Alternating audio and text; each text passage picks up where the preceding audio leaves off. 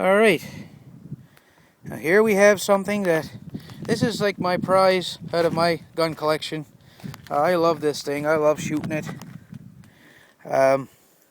This is a double English percussion gun. This is all original. Well, I shoot 12 gauge wads and whatnot out of it, but if I was to remove the barrels, you're going to see the stamping of 13 gauge and 14 gauge on each barrel. One is 13, one's 14. And these barrels, if I can show you, you can see the twist pattern. Yep, these are Damascus. And the locks on this gun are marked Hopkins, and not to be confused with Hopkins and Allen, which was a US firm. This gun here came from jolly old Birmingham, England.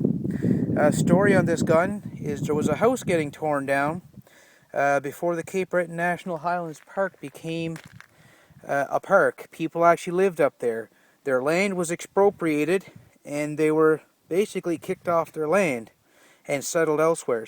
Well, this gun was found in the attic of one of the houses, and I don't know how long ago, but a friend of mine got it and hung it over his mantle for about 40 years. And this gun was coated in a yellow varnish, a preservative of some kind. To this day, I don't want to see it ever again because it was the most horrid stuff to get off the gun. It just looked, it looked like somebody brushed varnish or shellac over the whole gun. That's probably what saved it. The bores are actually in super condition in this gun. I had a gunsmith look at it and he couldn't believe it. We removed those breech plugs with little effort, and to keep them as that, I've put beeswax on the threads, and if I wanted to right now, I could just take my pair of pliers and turn on the two lugs and take them out, and I could show you inside, but I'm not going to do that today. As you can see, it's got some nice floral engraving on there. It's got matching hammers, so it's not been muckered with too much. The barrel right there is marked London Twist, which was common on these guns. This gun here, we've dated it according to the proof markings on the barrel underneath. This puts it about the mid-1850s to late 1850s. This is not... We think this may have been a restock in many years ago. Now, I polished that oil finish up. That is the original oil finish on this gun. It's not been stripped at all. The stock is made out of a birch. Commonly, a lot of these guns that came over from England, believe it or not, a lot of the English settlers here, they settled in Newfoundland.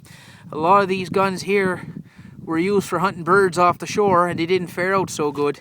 Salt water really got to them. Maybe in its day, it had its original stock busted up pretty good, and it had to be restocked. And this was probably a winter's project for some skilled hunter, skilled shooter. This gun actually has the original ramrod. And I've had discussions with collectors, and I've had guys offer me $250 for that ramrod because it's time period correct. It's made out of solid hickory. That's copper on the end, and it's wedged in place. And if I take you'll see it after, when I take it out and unscrew the base, there's a patch pulling tool there, and that's original.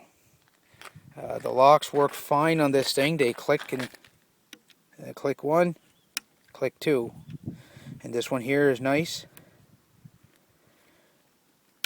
Lots of tension on those springs. And the only thing I did with the gun is I put 2 new nipples in there because the old ones were sort of corroded, and I didn't want to take a chance and hammer them and bust them off and whatnot. But guess what, guys? We're going to shoot this thing.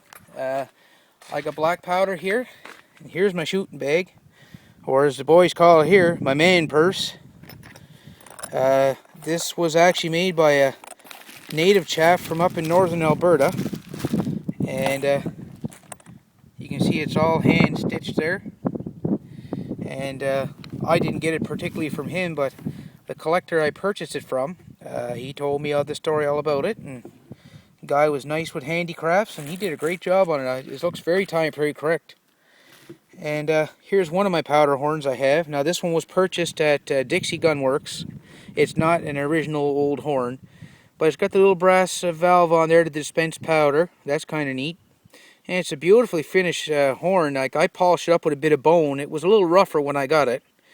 And that's cherry wood there for the top, and that's fitted together pretty good.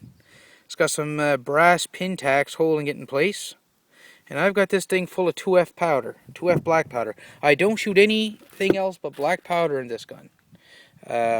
Not that it's not a safety issue, it's just I want to keep this shooting as original as I can. You know, I don't want to take its originality away, so I'm going to have to start another video here and load this thing. Fire a couple of caps just to clear the nipples out, because I had some storage oil in it and I don't want to get any hang fires or not fires, because it's been done. I mean, I've had it happen before, but it's not the end of the world. So I've been shooting these things for quite a while and I'm used to them, so nothing surprises me.